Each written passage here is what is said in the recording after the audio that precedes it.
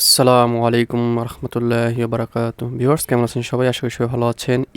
ই take বিডির পক্ষ থেকে আপনাদের সবাইকে স্বাগতম। আমি হাসান সর্দার। আজকে আমরা শিখব V380 ব্র্যান্ডের যে ক্যামেরাগুলো আছে কিভাবে সেটআপ করতে হয়, আজকে আমরা সেটাই শিখব। এর আগে আমার একটা ভিডিও ছিল, ওটাতে আউট নয়েজ ছিল এবং ভালোভাবে বুঝতে পারিনি। আজকে ভালোভাবে বোঝানোর চেষ্টা করব ইনশাআল্লাহ।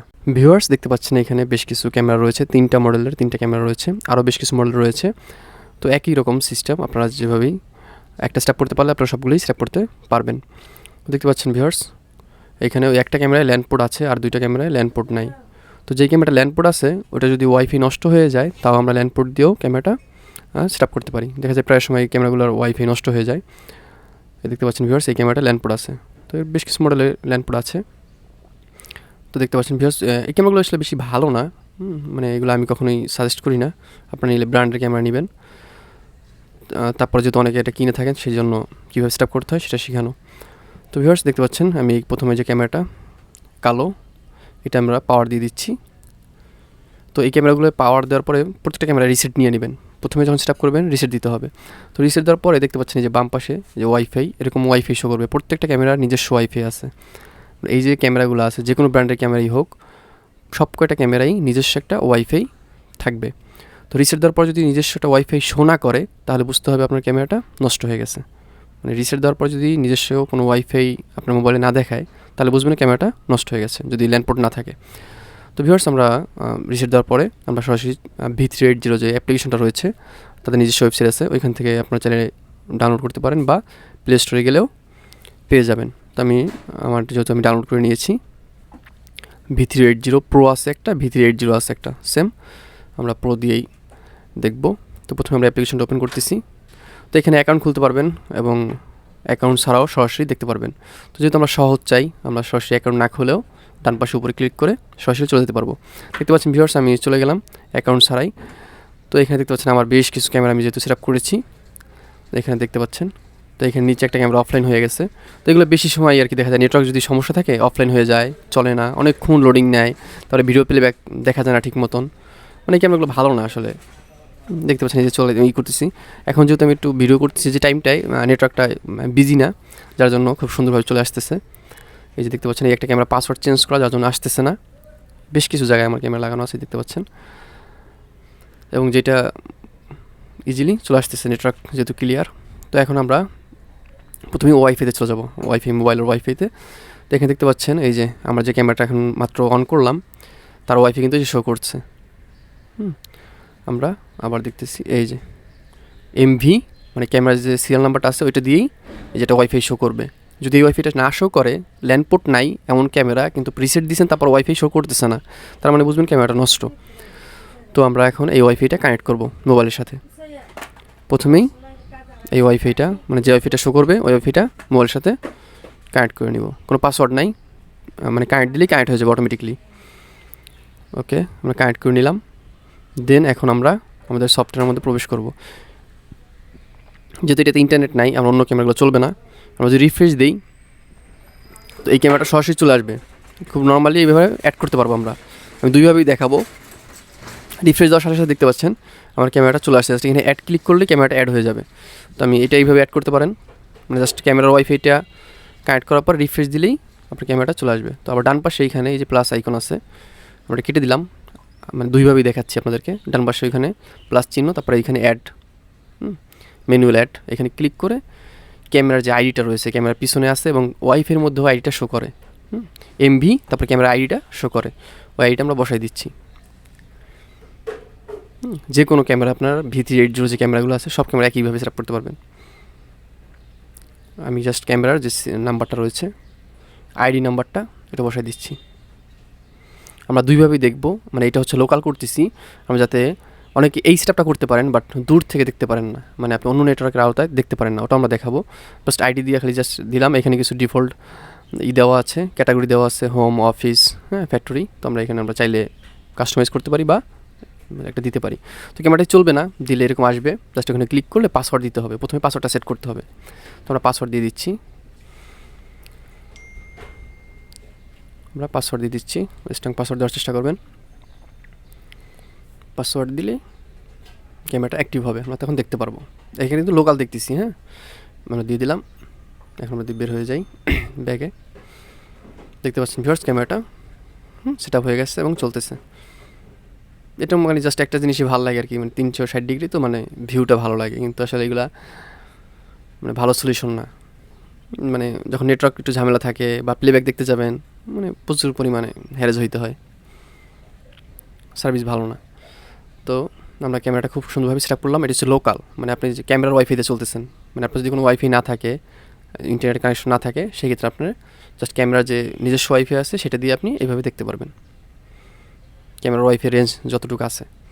আর আমরা এখন দেখবো আবার বাহির থেকে, মানে ক্লাউড কীভাবে আমরা রাউটারের সাথে ক্যামেরাটা সংযোগ করতে পারি এবং যে কোনো জায়গা থেকে আমরা ক্যামেরাটা দেখতে পারি। মানে এই সেটআপটা অনেকে করতে পারেন, বাট ওই সেটআপটা করতে পারেন না, ওইটাও এখন দেখাবো আমরা। আমরা জাস্ট কেটে বের হয়ে যাচ্ছি এবং ওয়াইফাই দেখতে পাচ্ছেন আমার ক্যামেরার যে ওয়াইফাইটা আছে ওইটাই শো করতেছে, আমরা ক্যামেরা ওয়াইফাই দিয়েই দেখতেছি। তো আমরা আবার সব কেটে দিলাম এবং দেখতে পাচ্ছেন ক্যামেরার ওয়াইফাইতে কানেক্ট আছি আমরা। তো এখন আমরা দেখব কিভাবে আমাদের রাউটারের সাথে ক্যামেরাটা কানেক্ট করব। তো আমরা আবার ঢুকতেছি আমাদের অ্যাপ্লিকেশনের মধ্যে। প্রবেশ করার পরে আমরা সেম অ্যাকাউন্ট ছাড়া প্রবেশ করবো। অ্যাকাউন্ট দিতে পারেন, অ্যাকাউন্ট দিলে আপনার অ্যাকাউন্টে সেভ থাকবে। অনেকে পাসওয়ার্ড ভুলে যান, সহজ চান, তার জন্য অ্যাকাউন্ট ছাড়া। তো দেখতে পাচ্ছেন ভিউয়ার্স, দেখতে পাচ্ছি এইভাবেই লোকাল। তো এখন যেটা করতে হবে, ক্যামেরাটা রাউটারের সাথে সেট আপ করতে হবে। তো সেই ক্ষেত্রে আমরা ব্যাগে চলে গেলাম। তো এই যে দেখতে পাচ্ছেন ডান পাশে কর্নারে 3টা অ্যারো চিহ্ন আছে সেটিংয়ের, এইখানে ক্লিক করতে হবে।